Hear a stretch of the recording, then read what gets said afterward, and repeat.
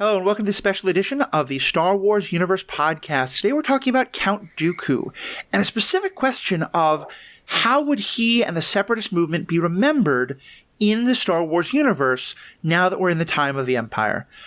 This came up from a great series of TikToks that my friend AJ Jedi Starkiller put up that I had some fun responding to and turned into some great discussions on both TikTok and Twitter.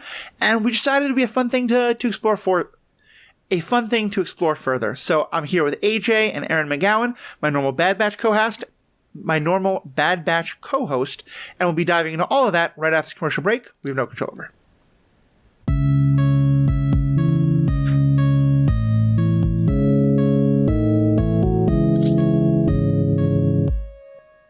Welcome back. My name is Matthew. I'm your host. Use they, them pronouns. I'm joined by two great guests. First, we've got AJ Starkiller. AJ, you want to introduce yourself? Absolutely. I am AJ, aka Jedi_Starkiller, pretty much everywhere better content creators are found. And I am just happy, as always, to be back here again. So thank you again, Matthew, for having me back. My pleasure. And Lady McGowan, how are we doing today? Yes, I'm doing good. I'm Lady.Tano.Creates on both TikTok and Instagram. I'm not cool enough to have a Twitch or anything like that yet. And Twitter eludes me for some reason. Mm-hmm. Like, even with being young, it overwhelms me. You're wise to stay away. Yeah. Okay, good. I'm really excited about this. I was so excited when the Tales of the Jedi was split half Ahsoka, half Dooku, because Ahsoka is my very favorite. I cosplay her. But I was just so excited to learn more about Dooku and actually add more depth to his character. Mm-hmm. For sure. Yeah, he has always been one of my favorite characters, and you both have probably heard at some point or another of my rants about how I think his character is much better if he's not also Darth Tyrannus. You know, if he is genuinely believing that the Republic is corrupt and the Jedi are corrupt, both of which are true. And I'll save my rant because it'll come up in the episode, but AJ, that's part of why I was so excited when you started that discussion. So why don't you just kind of give a summary for those who weren't following us on TikTok or Twitter? What was the point you were making about Dooku and sort of where you're going with that and the questions you were asking? It all began with episode 2 of the Bad Batch season 2, where we saw the governor of whatever planet it was that escapes me. And she was talking about how Count Dooku was right. And those 4 words just, like, stuck in my head. And I started to wonder, I was like, from a certain perspective in the galaxy, specifically those who are anti-imperial, who don't know that Count Dooku is Darth Tyrannus, they're going to look at it, and even if you didn't agree with Dooku during the war, all of a sudden this man is a prophet. He told you the Republic was evil. He told you the Republic was going to do some corrupt things, and he was right. So I really started to wonder, and I coupled this with other information from other sources as well, like some that didn't make it into TikTok but made it on YouTube. But the idea is that there are multiple legacies that Count Dooku could have. And some might see him just as, you know, the crazy, merciless leader of the CIS, but others might see him as the first rebel icon, the first anti-imperialist. And the way that history, as a historian, the way that history is written and remembered in the moment and in the future is just one of the most fascinating things to me. And I agree with you, Matthew, that him being Darth Tyrannus, George really sealed his fate by making him a Sith, and it just sucks some of the nuance out of this character, and I'm glad to see it being injected in other media as well. Yeah, I mean, I think one of the reasons why I jumped on that conversation so quickly was because I thought you were making such good points, and I hadn't really connected it to, you know, how is the Clone War going to be remembered? Because, you know, the overarching story, and I think the Bad Batch has done a great job of helping us to see this, is that, you know, Palpatine's plan was right, that you have a terrible war and this terrible devastation, and people, like, historically have always turned to strongmen figures, authoritarians, after terrible wars, after terrible depressions, after corruption, because it's that, at least they make the trains run on time kind of horribleness. But one of my frustrations throughout the Star Wars story had been that I never really felt like it felt to me like Lucas and the writers, especially of the Clone Wars and of the prequel movies, couldn't quite make up their mind about what the Separatists were doing, and I'm curious, because there's such an overarching discussion, I want to kind of break it down a bit. So maybe let's just start here, like just with the prequels. I remember watching that second movie and hearing Dooku's speech to Obi-Wan when Obi-Wan is kind of tied up with the Force manacles, when Obi-Wan is kind of tied up in the Force manacles, or energy manacles, whatever they are. And everything Dooku is saying is right. And I'm like, this is a really interesting story here. And then we get to the third movie, and it's just the Separatists are bad. They're separating. They can't be allowed to do this. What was kind of both of your take on that in terms of, like, why did you ever sort of have yourself wondering, like, why is the Separatists so bad? Why is it so bad if people want to leave the Republic? I will say for me, since I was pretty young when those movies were coming out, I, don't remember that conversation. I don't remember the first time I saw it. I just remember being like, oh, he has Obi-Wan trapped, therefore he's bad. I didn't pick up on any of that until I watched it again this year. And I was like, oh my God, Dooku was right. Yeah, it was just crazy rewatching that and realizing how much you miss when you're a kid. Like, even watching the Clone Wars the first time, for me, it was Separatist bad, Republic good, Jedi good. Even when they're stepping all over all these people, even when they're fueling everything with their ego and just doing what they believe is right, even when they're propping up corrupt senators, like, from my point of view, I was just like, okay, cool. Yeah, Separatist bad, Republic good. Yeah. And so it's been like a journey for me this last year, getting into the prequels again, and right now I'm rewatching Clone Wars again, and especially with Bad Batch, just seeing like, oh, right, the Republic becomes the Empire. Republic bad. Like, Separatists kind of had a point. It wasn't articulated super clearly in the prequels, but they had a point. I would argue that it wasn't articulated at all in the prequels.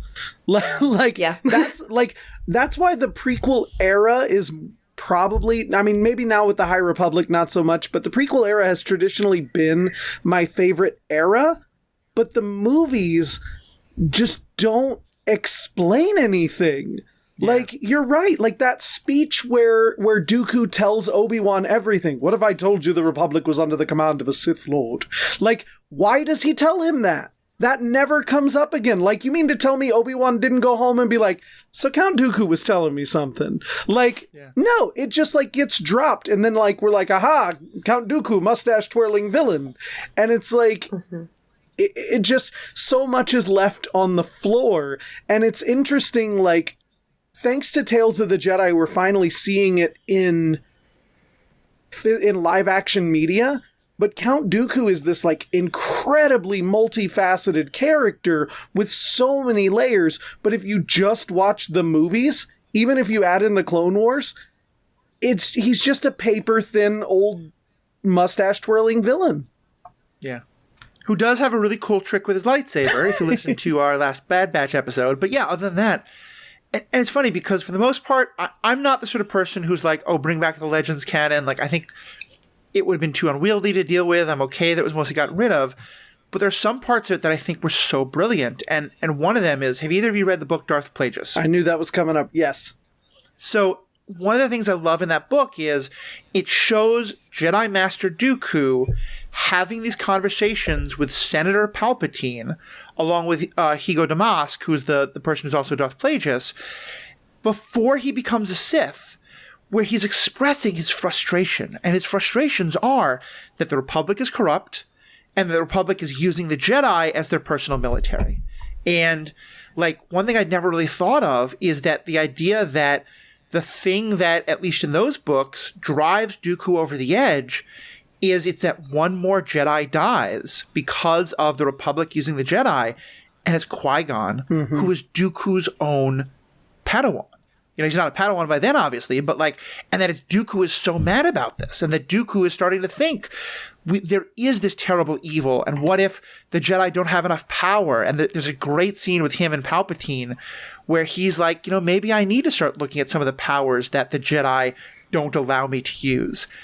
And you just hear these great echoes of when Palpatine then later says to Anakin, like, there are some things that the Jedi would consider unnatural or whatever. And yeah, it's that has always really informed my idea of Dooku as this person who is not just mustached, and maybe he gets corrupted, and I can accept him eventually becoming a Sith, but I just want more of that he gets corrupted because he has legitimate reasons to be angry. He has legitimate reasons to be upset. Speaking of Twitter, I made a post on Twitter where I talked about how Dooku and Anakin mirror each other so well because they are both men who saw the flaws in the system and wanted to change it, but their solution was fascism. Like, their solution, both of them came to the wrong conclusion about how to fix things. And it's especially interesting when you realize that Anakin he starts out wanting to stop Dooku, and at the end, essentially becomes him. Right.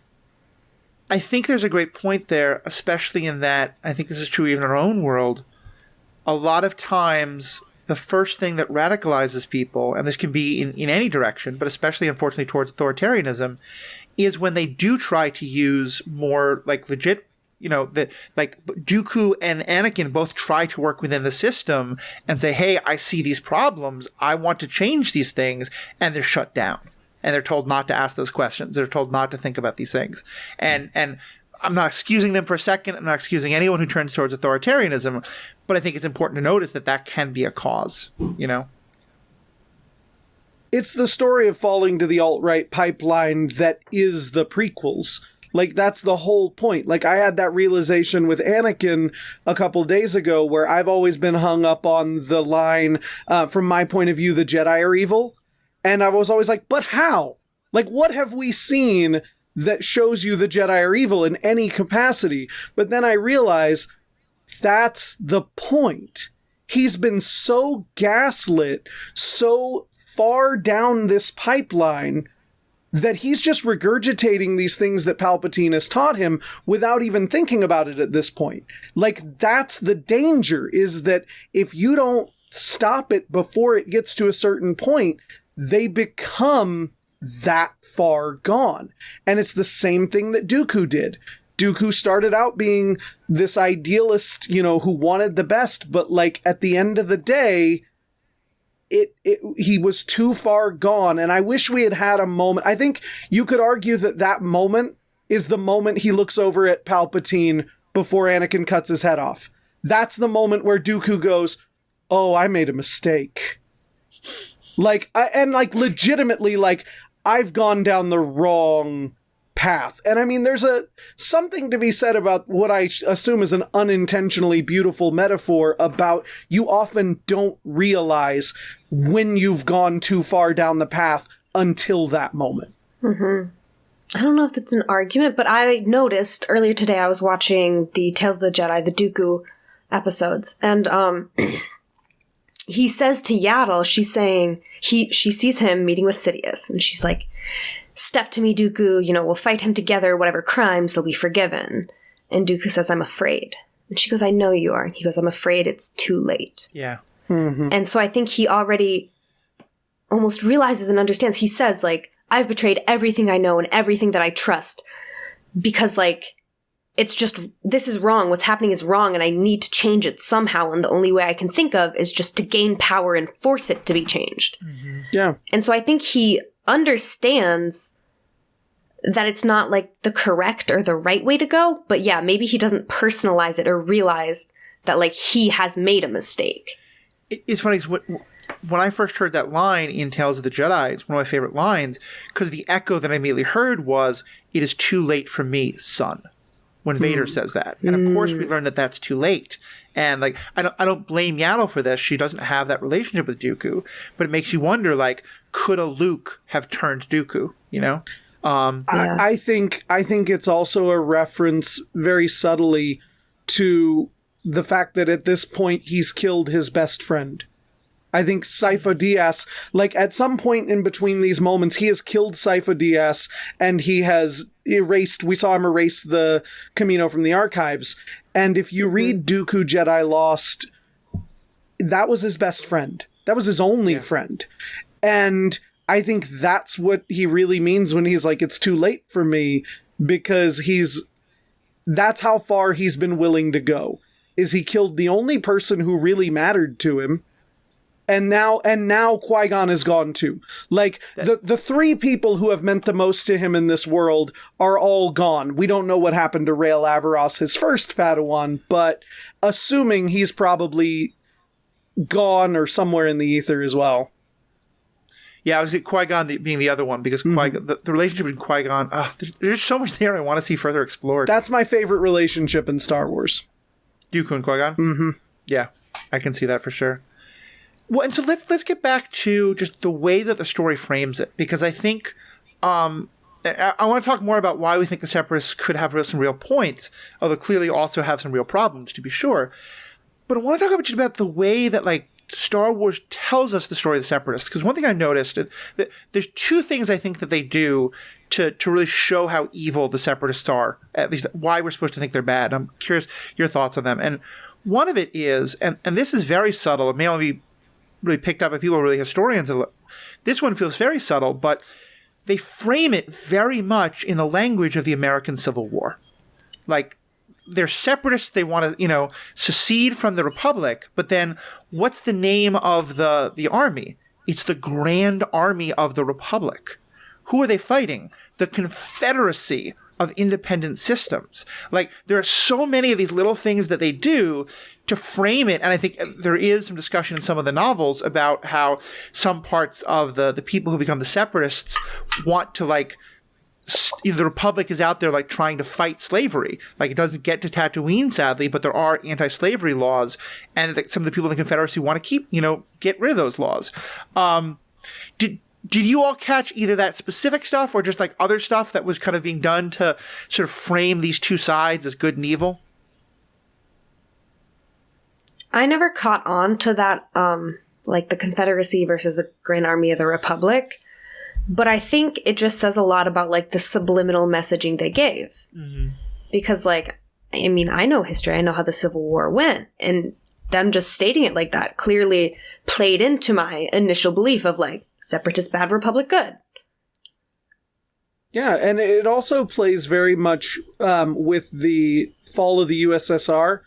And, like, the split there on the economic side of things. Like, there's a lot of... Oh, yeah. The part that doesn't... Like, you're right about the slaves' rights, kind of the states' rights to what argument with the Confederacy of Independent Systems. But a lot of it is framed through the concept of economics, which, again, also the Civil War. People like to say, oh, well, they were going to destroy the South's economy. And it's like, well, why would that destroy the South's economy? But... you see this throughout history with a lot of civil wars, this concept of, like, almost egalitarian rule, like this idea that the Confederacy just wants to be able to run their businesses the way that they want to run their business. It's things like the Trade Federation. That's the excuse. But I do agree that the problem with the storytelling is that we aren't given a reason why the Republic doesn't want them to separate. Why can't the Republic do business with the Confederacy if they are a separate entity? Like, we know that, the US, it wouldn't work because we're all one, we're one landmass. We can think of a million reasons why the Civil War doesn't work. But in a galaxy, what is so egregious about the concept of splitting from the Republic? And while we can spitball some, the story never really tells us. We just see them go to war, and it's like, why? Yeah, you mentioned the economics, and that was going to be the second thing I brought up, is there's kind of this sense of, like, it's all like robber baron, like in some ways, like some of the leadership of the separatists are basically the Ferengi, in terms of they want just like no economic controls and they want to be able to be all corporate and terrible. But again, like even in the Clone Wars, we do get episodes of just these planets that are not super tied up with the corporate alliance and the Techno Union and the Trade Federation. They're just, they just don't want to they just don't want to be part of the Republic. And it always frustrated me because the Clone Wars would give us those stories, but then go back to, no, it's just all slavers and hyper-libertarian corporate fascists and other terrible people. So I was going to bring up real quick, I just thought about this, going back to Dooku Jedi Lost, and it ties into this whole thing. We see Dooku leave the Jedi Order in that book, specifically because his home planet, he doesn't want his home planet to be ignored by the Republic. One of the big events that we see in that book is there's a planet, there's a big explosion, big disaster happens, and the Republic only seems to care after they realize that the planet's resources are at harm, not the people.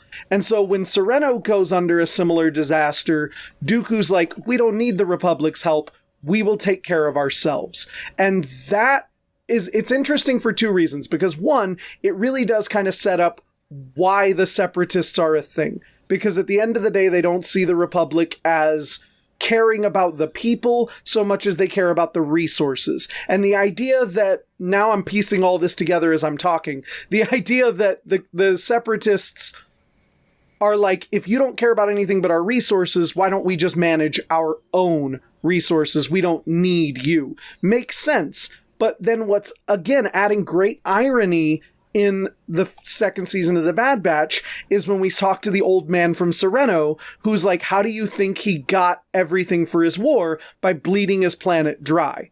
And so the idea that he started this war, at least conceptually, to protect these planets and their resources, only to do the exact same thing, to drain that planet and its people.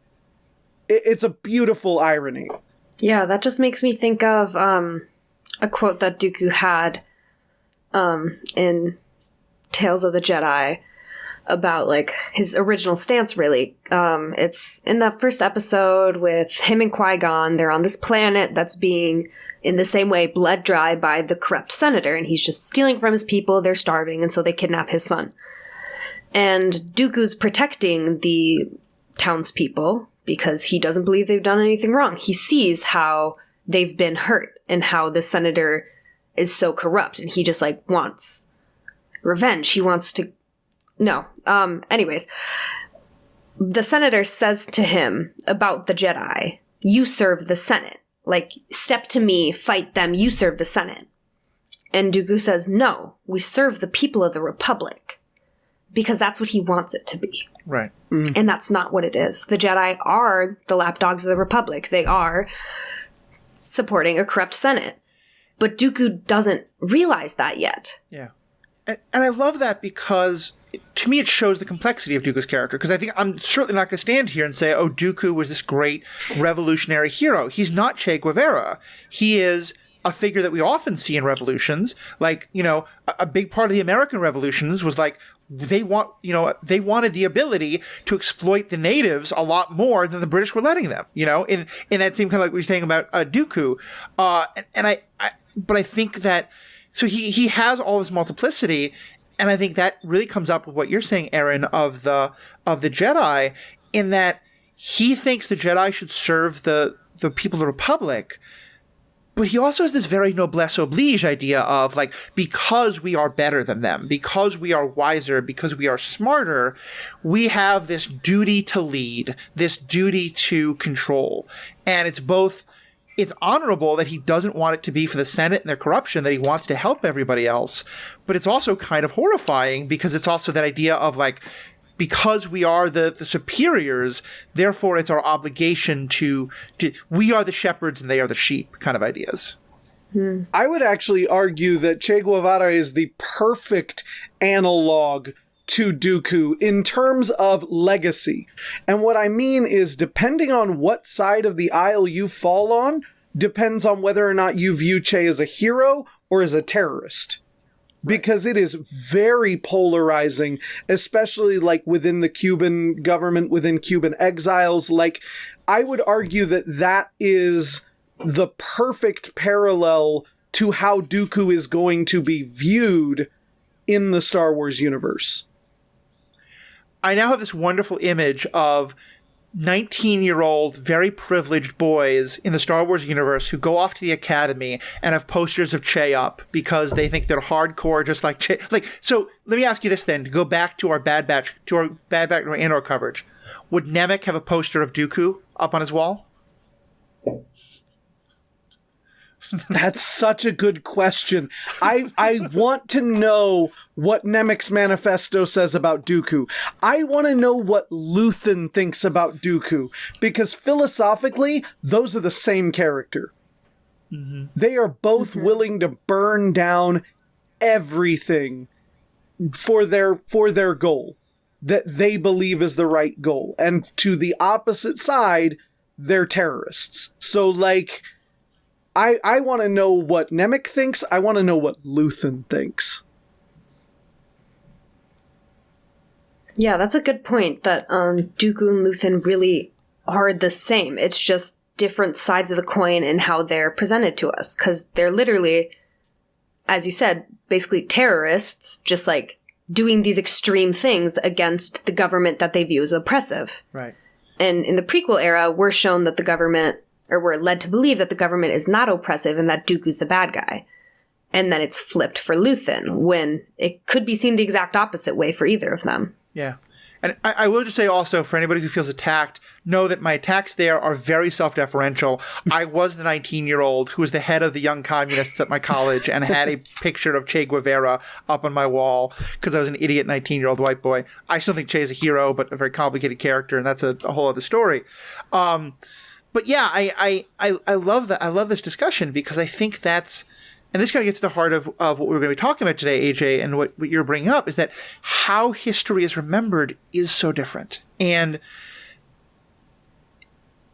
this is, I think, the thing that I liked most about Andor, is that, to me, a big part of what Andor is saying is that, and this ties in a lot with Last Jedi, which I love so much, is that the way history gets remembered is always going to be so different, you know, and than what actually happened. And to me, like, as someone who grew up in the original movies, like, if you ever, like, Empire, forget about Republic separatists, Empire bad, Rebellion pure and good and right and noble, and always walked old women across the street and never, you know, littered, and just the perfect group of people. And so seeing Luthen be like, yeah, there are these 30 people who are going to go on a thing, we're going to sacrifice them because I get to decide who lives and dies to help fight this fight. It's horrifying. And then you think, but the rebellion might not happen without him. And I love that point of that him and Dooku are very similar. So yeah, let's get into this. Like, if we're in the early years of the Empire, no one knows that Dooku is Tyrannus. They just know he was the leader of the Separatists. Most people hated the Separatists, but now the Republic has become the Empire.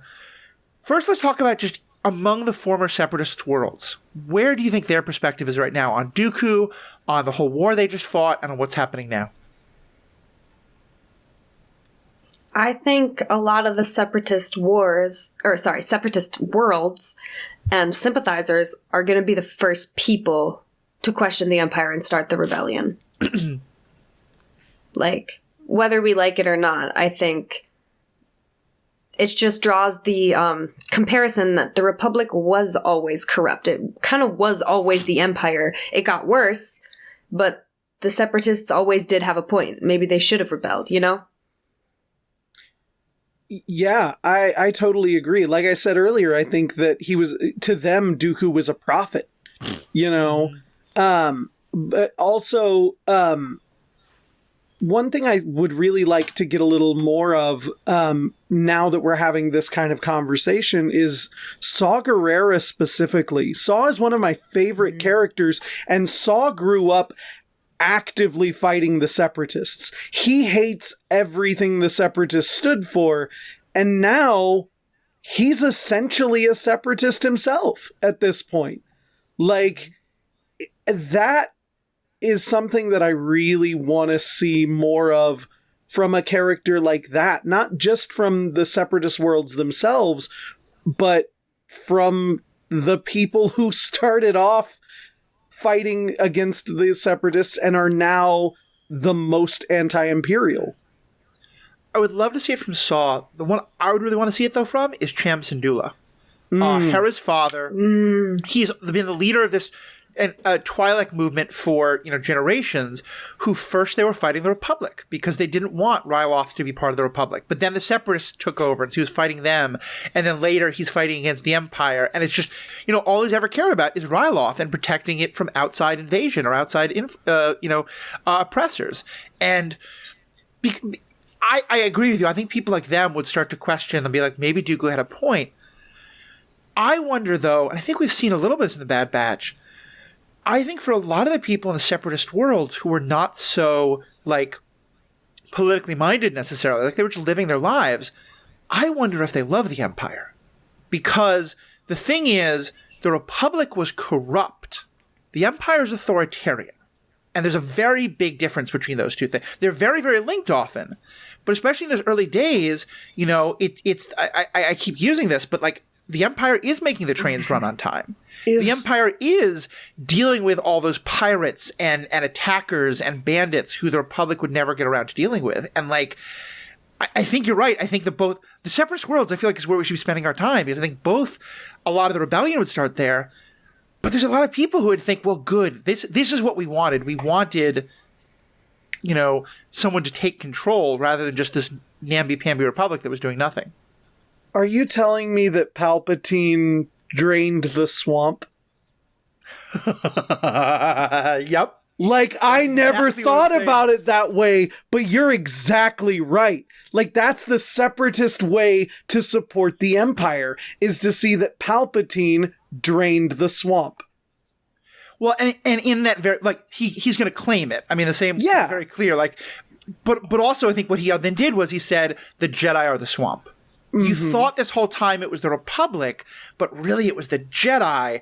And so if we take the Republic, get rid of the Jedi, make it more controlling, the swamp is drained. I love that's so good. Which feeds directly into something I've been trying to find a way to bring in, which is in the Tarkin book. There's a big plot, or a little plot thing mentioned about the fact that to most people throughout the galaxy, Dooku was a Jedi. He was a dude with a lightsaber who did magic tricks. He was a Jedi. So when the Jedi were deemed to be evil, enemies of the Republic and everything, enemies of the Empire, it was just thought, oh, well, Dooku was just a master conspiracist who was still a Jedi who fabricated this whole war as a means of killing Palpatine, destroying the Republic, and taking over. It was further proof that the Separatists were awful. That's a great point. Yeah, I never thought about that, but you're right. That's exactly how it would be seen. Yeah, it was something someone reminded me of, and I went back and I picked up and I reread through part of the Tarkin novel, which, by the way, not my favorite book. It's very James Luceno. It's very dry, but that moment was really nice because, Dooku was just a Jedi, and the Jedi are corrupt, and they don't know he was a Sith. And I can tell you, no, I totally left the Jedi Order. But when the Jedi turn out to be a bunch of lying, backstabbing scumbags in your mind, what are you going to think about that guy? Right. Well, because like you said, you were wondering, how does Anakin think the Jedi are evil? I have that TikTok of yours saved in my to respond to, because I think it's very easy for him to think, A, because by that point he thinks the Jedi have already started this rebellion against the Republic, but also because this has been the brainwashing that Palpatine and others have done. And I think, it isn't just Anakin, it's everybody. There's an extent to which I don't think this has ever been mentioned in the books, Legends or canon, but I would have loved to see a moment, and maybe Palpatine actually avoided it at all costs, but I would love to see Anakin and Dooku talk to each other. Where would that have been some kind of a connection between, especially because, Anakin's path was started by Qui-Gon. Dooku is Qui-Gon's mentor. I can see there being a lot for those two to talk about. I don't.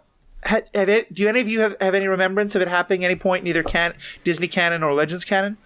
Not that I'm aware of, but I genuinely think that conversation would have been Palpatine's kryptonite.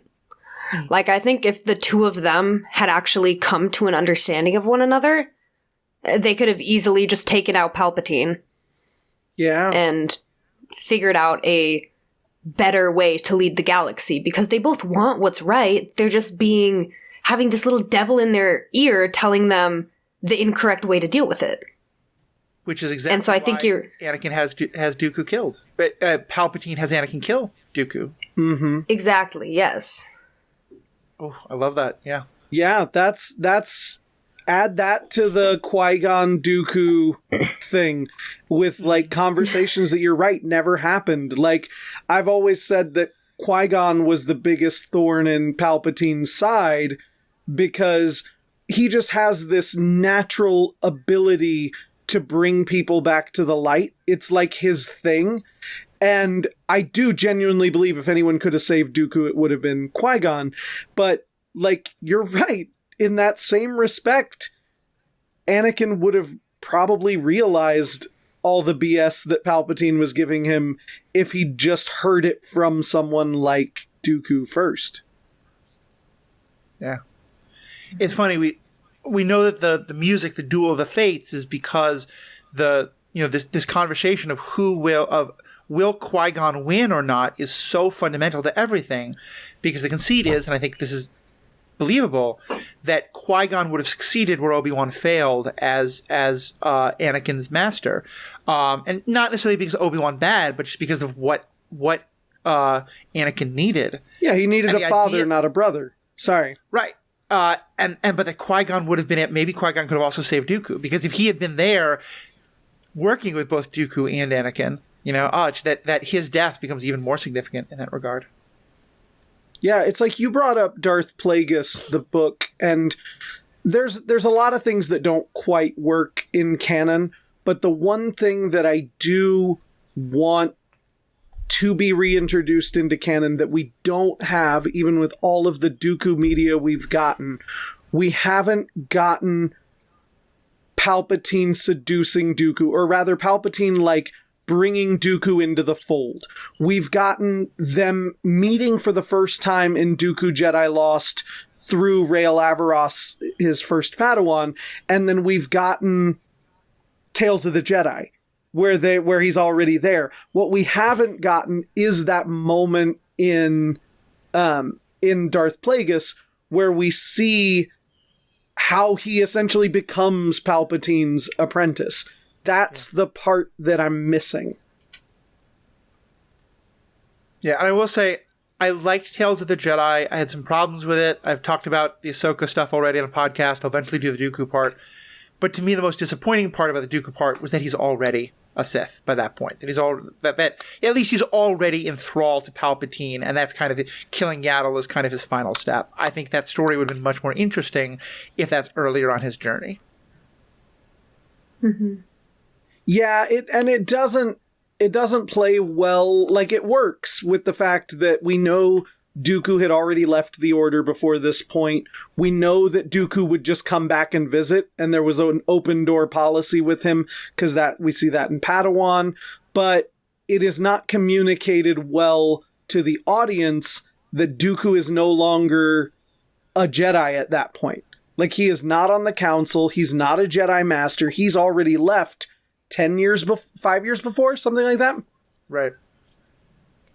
I didn't know that at all. So, like, you're saying the scene with Yaddle, you're saying by the time Qui-Gon Jinn dies, he's already left the Jedi Order? He left the Jedi Order before Qui-Gon and Obi-Wan ever became trainees.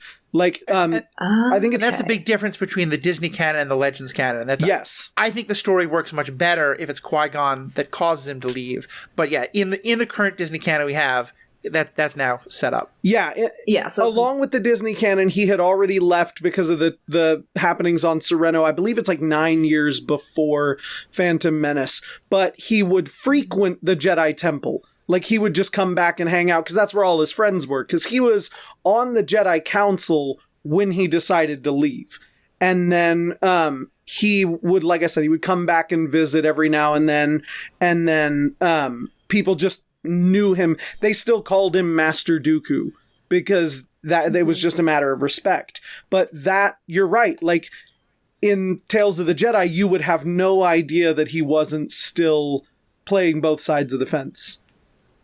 Yeah. And so then I have a follow-up question. In the second episode of Tales of the Jedi, where it's Dooku and Mace, and they go to figure out how this Jedi Master died. Was it an accident? Was she murdered? What's going on? Or Dooku wants to find out why. Mace just wants to transport the body back to Coruscant.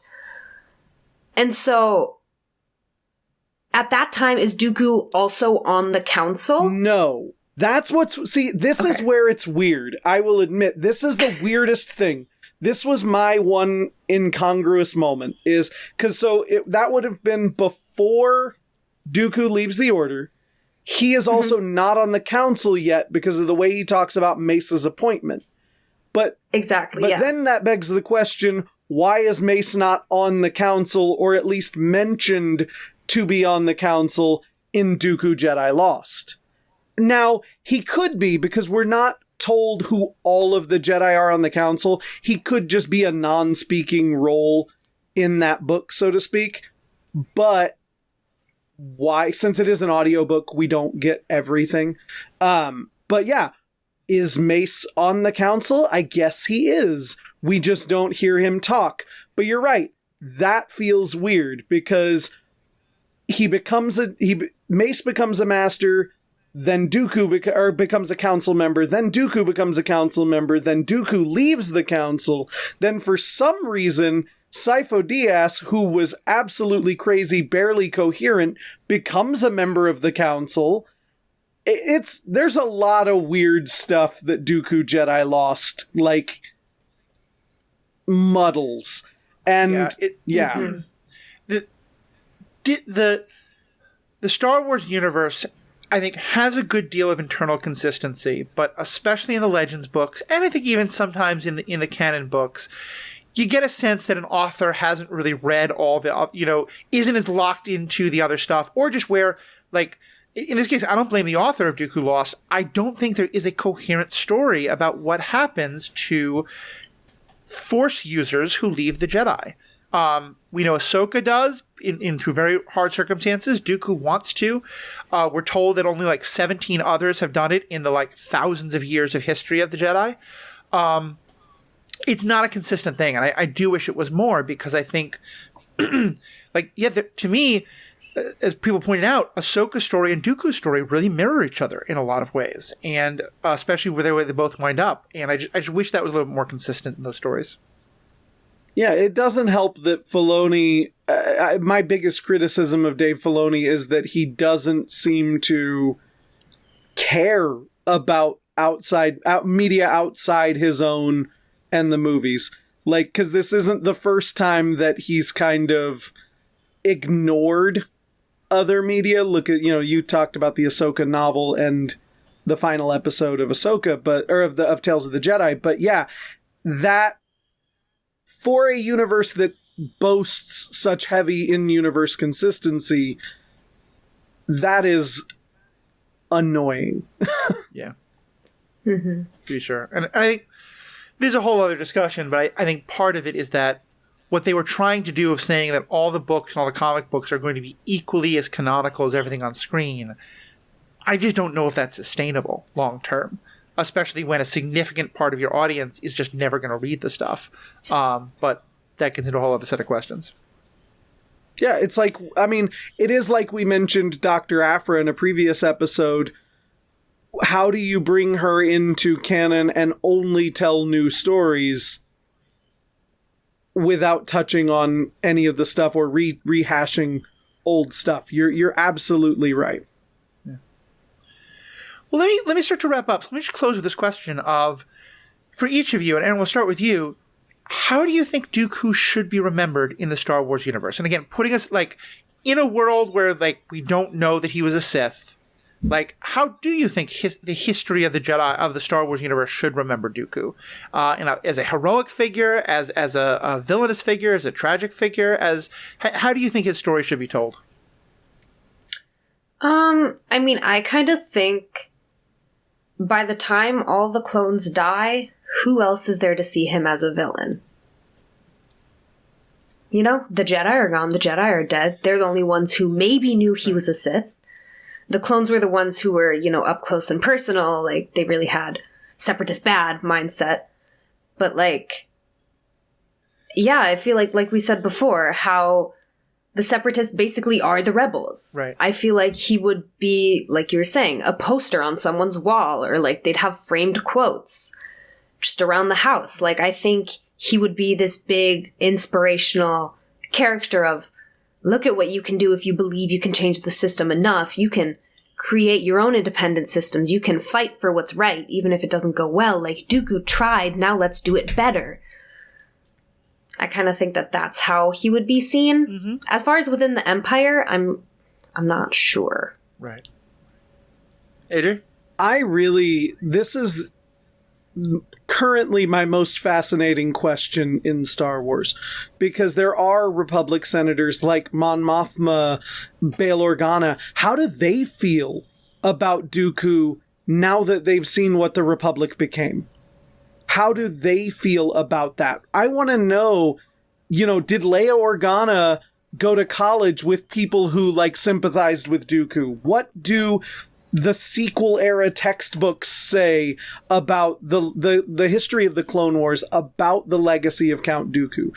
And I genuinely believe, like I said, that he's going to go down in universe as a character like a Che Guevara, who's just going to be incredibly polarizing to specific groups, who are going to have those people who are like, this is a hero, he was the first anti-imperial, he called it, he told you it was bad, and then there are other people who are like, yeah, but he did this by starting a war that killed, you know, millions of people, that ravaged worlds, that led to the very thing he said he was going to do. I think that there are going to be, like, university symposiums, debates held to Count Dooku, and I am far more interested in the legacy of Count Dooku past the Clone Wars than I ever have been interested in Count Dooku,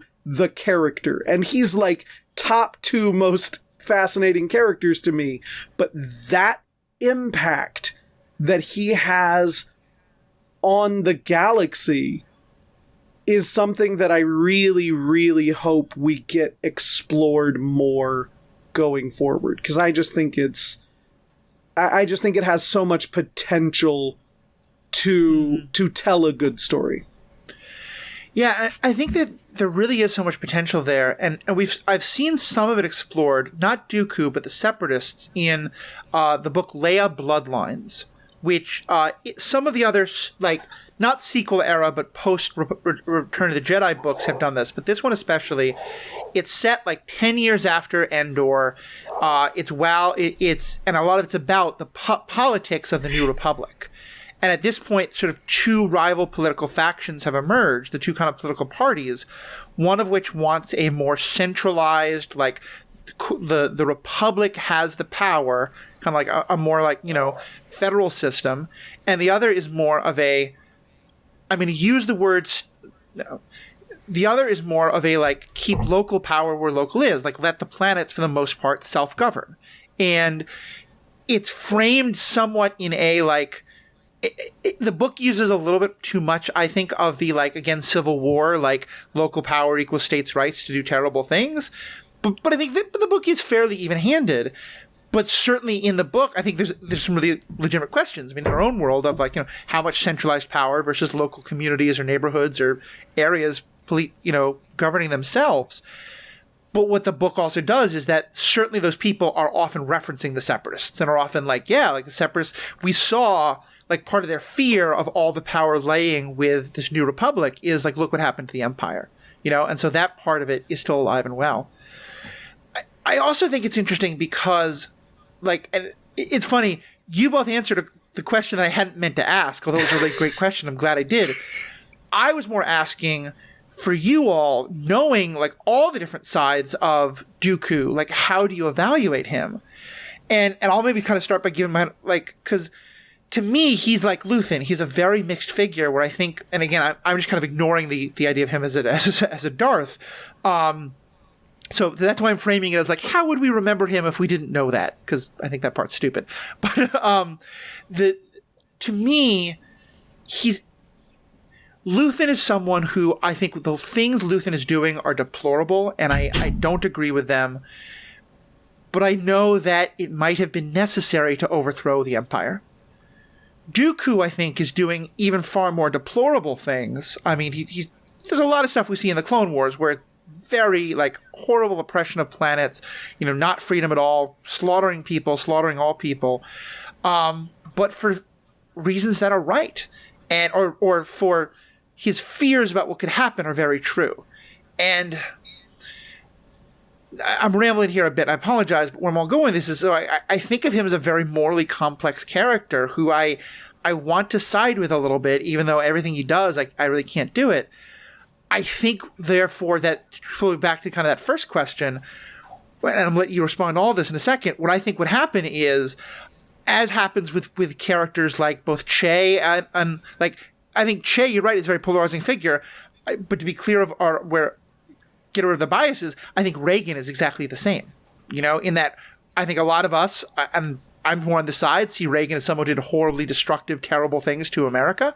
A lot of people see him as like the Reagan Revolution, the person who saved America. And Tucker Carlson's and people like that have talked about having, pictures of Reagan on their walls when they were teenagers.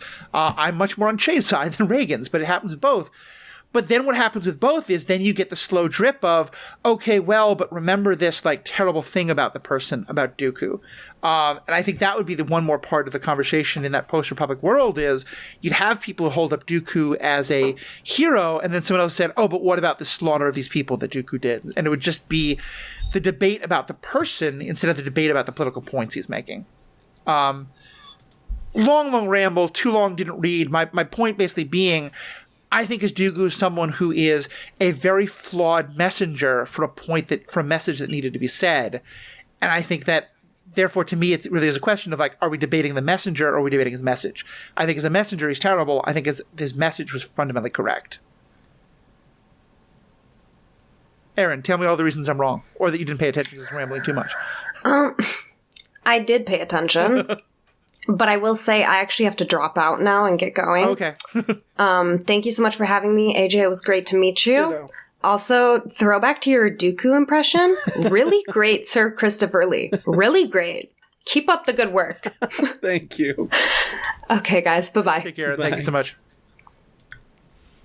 Well, to answer your question, I will say that this is such a hard question to answer because George didn't give us an opportunity to have this question.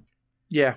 Because George was so convinced, the problem with the prequels for me is that he wants to tell this nuanced political intrigue story, but he still wants to keep the Empire bad, Rebels good mentality of the originals. He wants Count Dooku to be Darth Vader. He's dressed in all black, he's got the red lightsaber, bad guy. He doesn't want there to be any discussion about whether or not he's potentially a good person. So, and I think that's the problem, is that all of these discussions exclude George's actual description and depiction, of the character. Right. And to compare him to Che Guevara, the fact is, revolutionary, that he was also the butcher of La Habana. He was also a man who did horrible things for a dictator. And you can't separate those two things. And that's what makes him like, I agree with you about Reagan, and, like, I agree that the same things you're saying can be said about Che, and I don't want to make it a discussion about Che Guevara, obviously, because this is fiction. But it is, like, that's why I compare him to Che for the sake of argument, is because he is, like I said, simultaneously a revolutionary for the people and a murderer for a fascist dictator. And, like, those two sides of the coin, incredibly fascinating, incredibly difficult to discuss, because you can't just say, oh, well, Dooku was a hero because he was fighting against the regime that was the Republic that didn't care about its people, while saying, while also unintentionally saying the hero was the guy who slaughtered millions of people. The hero was the guy we see at the beginning of Dark Disciple who's willing to just, like, blow up a planet just because. Yeah. Like, yeah, that's the dichotomy there that makes it hard for me to take an actual position. I think what you're saying makes an awful lot of sense. And I think that's what you said also, I think, really helps to speak to, and I'll use my own experience here, again, being very self-deferential of idiot teenage me, of the way history would remember him. Because the fact is, like, I have now come to learn so much more about Che and find him, again, a very fascinating figure who did some, I think, great things and some terrible things. And all that has to be held in tension. If you had told 19-year-old me, who had only learned about Che from, like, the other kind of, like, young radicals who were, again, all middle class or upper class white college kids who all thought we were great revolutionaries, I would have said, oh, that's all, like, capitalist propaganda. You know, I would have immediately written that off. And I can easily imagine that's what would happen with Dooku. That there are people who would say Dooku is just, like, all these good things about Dooku and everything else is just imperial propaganda.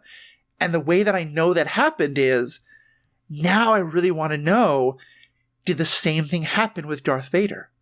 What did Ben Solo get? Did Ben Solo get told, no, it was Tarkin who wanted to blow up Alderaan, and Darth Vader only did it because he, like, had to go along with it or something like that? You know, that, like, Vader really wanted to fight the Emperor, and if his son had only worked with him, all would have been better. Like, that's a good question. And I mean, you brought up Bloodline, which very clearly shows that, at least in political circles, Vader was always the bad guy, at least within the political sphere.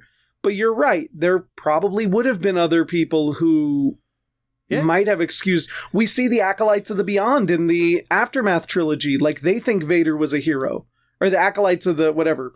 When I put up that poster of Che, sorry, I'm probably mispronouncing it, I apologize, but no. You know, he was broadly considered by most Americans certainly as horrible and evil and terrible. Mm-hmm. And that's why, you know, we did it to piss off our parents as much as anything else, you know?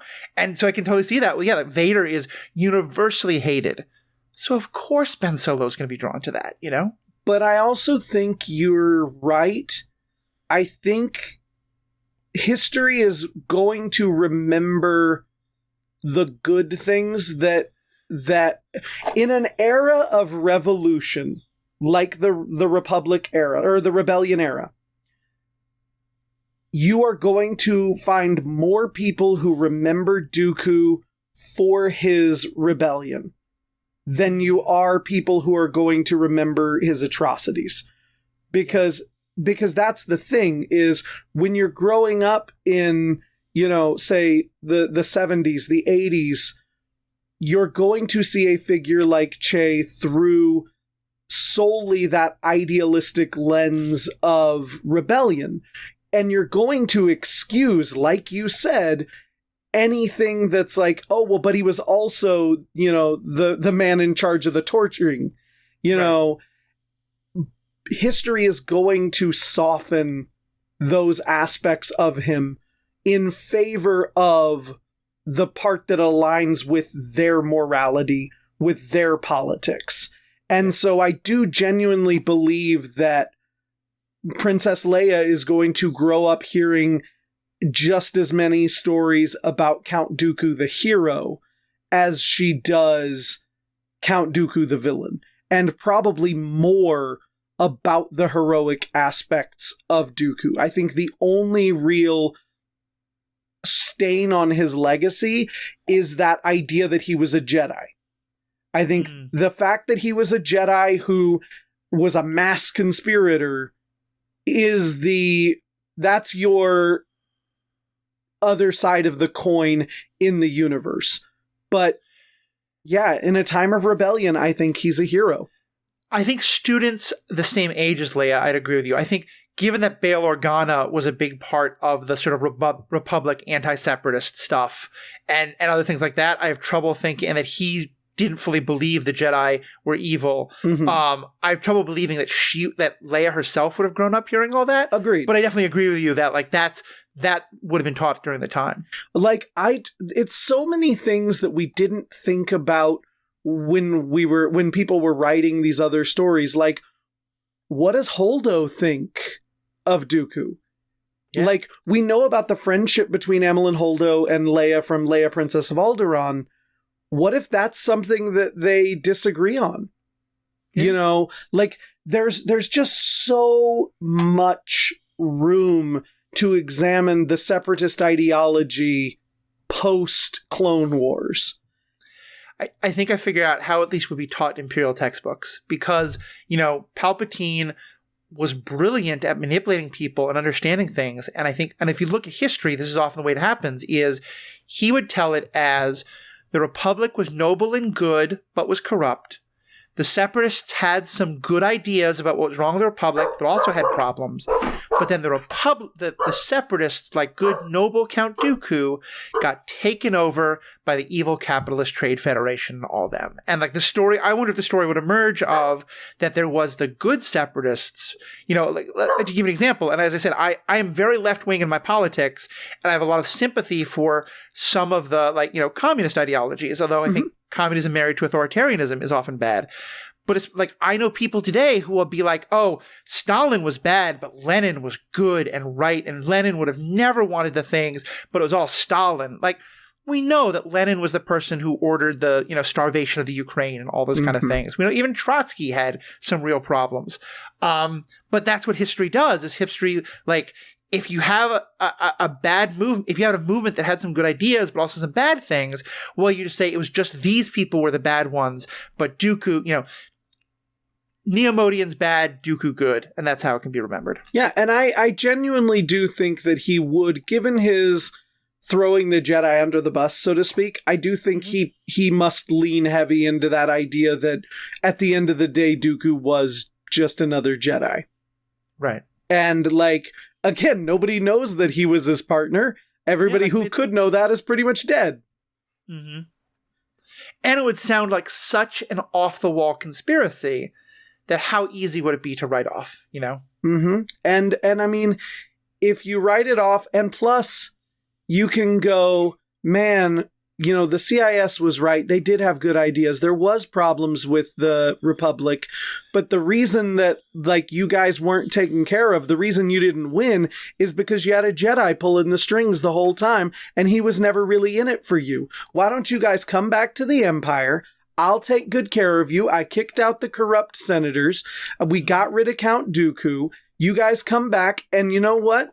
I'm going to fix the roads. Like you said, I'm going to standardize commerce. And the fact that's another big thing, is that those capitalism bad, capitalism not bad, capitalism good for the Empire. Because one of the first things the Empire does that we see in the first season of The Bad Batch is standardize currency throughout the Empire.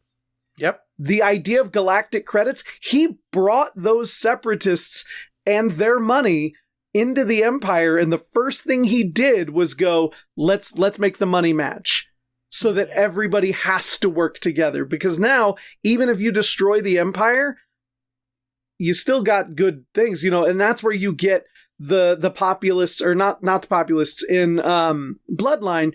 You get the ones who are like, oh, well, the Empire wasn't bad, it was just Palpatine was bad. So I'm going to make a little bit of a leap here, and I admit there's some headcanoning, and I don't think this was at all intentional, but I think it kind of would line up right. In A New Hope, Luke sells his speeder to someone else on Tatooine, so using whatever's the currency that Tatooine has, and Han Solo accepts it. Compare that to when Naboo credits or Republic credits are not acceptable on Tatooine. That's part of the Empire's legacy. And I think ding, you're right. Ding, and that's, ding. like, to me, part of why I find someone like Cyril such a fascinating character is my headcanon is that Cyril, like a lot of others, grew up during the chaos of the Clone Wars and all of that. And the Empire, like, part of what sets him on his journey is that he really thinks, like, there should be a rule of laws and of justice, and that 2 men were killed. That's bad. We find the person who killed them, and we deal with it. We deal out justice. And what first infuriates him is the corporate corruption. And then he sees the Empire step in to take out that corruption. So of course he's going to get pulled in by that. I think he's wrong, but I get where he's coming from. And Marva was a separatist. Like, we know that.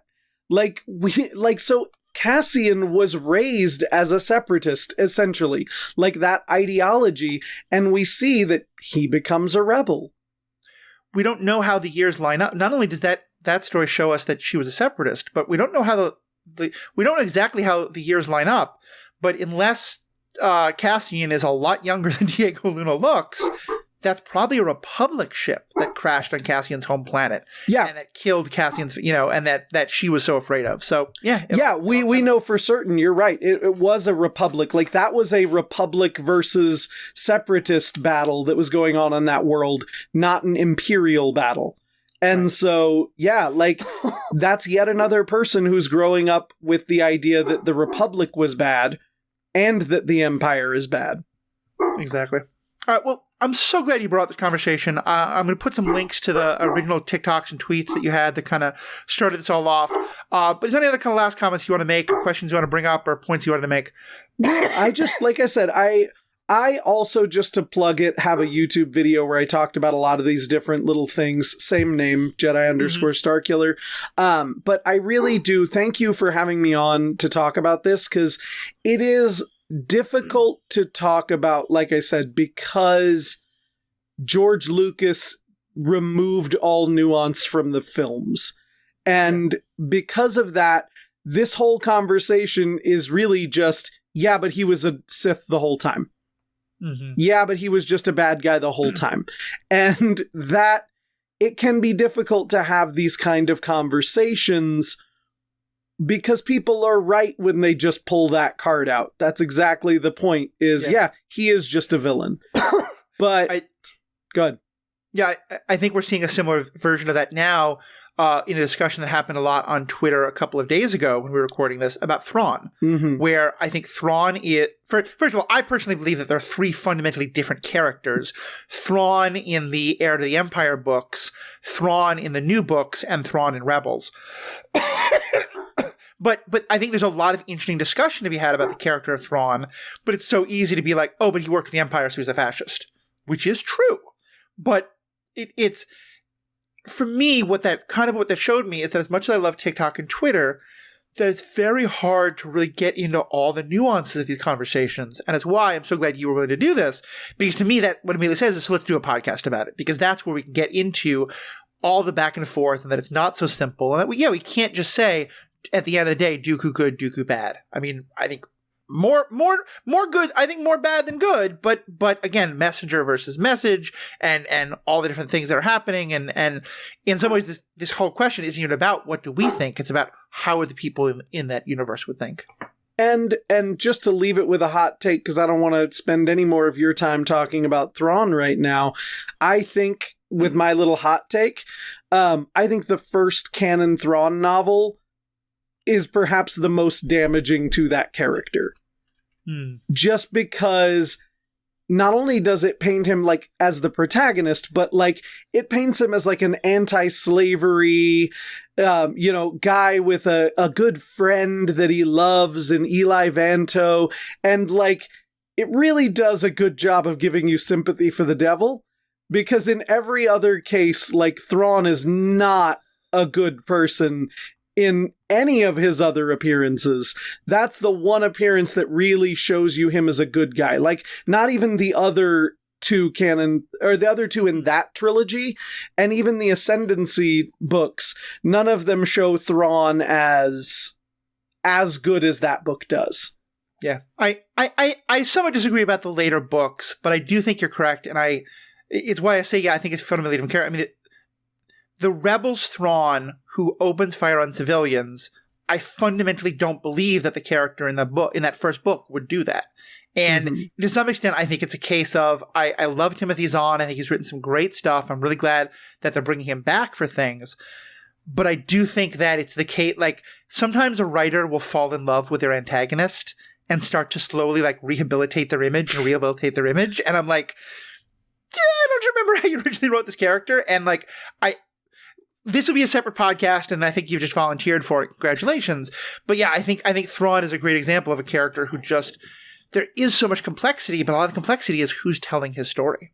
And like, it comes down to with Anakin, it comes down to with Dooku, but especially in the case of Thrawn, you cannot morally be a good person and align with fascism. Like, because, and Thrawn specifically is the character who's like, well, it's for the greater good. If the greater good involves fascism, there's your problem. And the fact is that, like, Dooku always knew what Palpatine's plan was. Anakin speaks to Padme in Attack of the Clones about how fascism is the right way to go. Like, you can see in all three of these characters that it's like, it doesn't matter how noble your ideas are if your outcome is taking away the autonomy of other people to put them under the rule of one. You're wrong. You're the bad guy. Mm-hmm. Like, I think this would be a great discussion, because I definitely agree with some of what you're saying. I also think that, like, Book Thrawn, at least, to me, is not a good guy, but is also, I think, is a different kind of bad, and I don't, scales of bad are weird, but to me, like, he is much more gray than a Vader or a Palpatine. Yeah, I would, and like I've said before, we should have this discussion, because I think he's also the most sociopathic of the bunch, in the sense that he does not care about people. It's all about rationalization and logic and numbers. Yeah. And I think that in some ways makes him scarier than a figure like Dooku, because you can reason with a figure like Dooku. We see Dooku have that moment with Obi-Wan where he's like, I wish Qui-Gon were here. You know, we don't get those kind of moments with Thrawn. I mean, in some ways, and now we're deep into a different topic, but I just need to say this. I think maybe the best comparison to Thrawn like that is, like, some of the Jedi. And in particular, I'll mention one who I know you love to defend, but I think can be called out, Kyle Mundi, of being, you know, someone else who's just like, he believes in what he understands to be good, but it's for him, it's all numbers. It's not like the lives of the individual clones have value. It's the greater good, so we can sacrifice this amount of clones to protect this amount of people and all this kind of stuff. Yeah, that concept of being detached from all of them, it's just the difference between, like, emotional detachment and, like, I don't know, that's you're right. This is a topic for another day, but it does all fit into the idea that, one thing I'll say as kind of a final thought is, I love the way that podcasts like this, creators like you and I, and discussions like this are adding very adult, very nuanced conversation to a project that was designed to be Empire bad, Rebels good. Like, it is essentially a children's story, and I want other people to understand that that is not that is not defamatory. I don't say that. Like, children's literature is the most important type of literature. And like, it is the most important type of message because you can communicate those things very easily about good and bad, right and wrong. Like, it's great that those are laid out. But then as you become older, one of the things about maturing is taking that stuff and asking, you know, was the farmer in Peter Rabbit the bad guy? What about the problems with the rabbit? And like, that is how we reach enlightenment. That's how we reach education, is truly understanding those very simple right and wrongs and breaking them down. So I just think this is such an important conversation to have about all of these kind of topics. And thank you again for giving me another opportunity to ramble on incessantly about something that I really do love. Well, I'm so glad. The mic is always open. I've learned so much from you and your perspectives. As I said, at a time when I was very close to giving up on Star Wars content, your TikToks were a big part of what kind of pulled me back and kind of helped take off this podcast. So I'm really glad having the conversation I get to have with you, with Erin, with Danielle, with all the great people. So, and that includes all of you all out in fandom. So what do you all think of Dooku and how he would be remembered and all these conversations? Were you the idiot with a Che Guevara poster on your wall, or do you still have it because you still want to defend him? I'm not saying that's a whole other topic to get into. Right. I still have less sympathy and admiration for the man. Mm-hmm. If you're someone with a Reagan poster on your wall, I don't think you're listening to this podcast, but if you are, would love to know your thoughts too. Any of it, theethicalpanda.com, you'll find all the contact information. The show notes, you'll also find how to get in touch with AJ, all the ways to follow him. We'll have a link to that great YouTube video. Thank you all so much for being a part of this, and have a great day.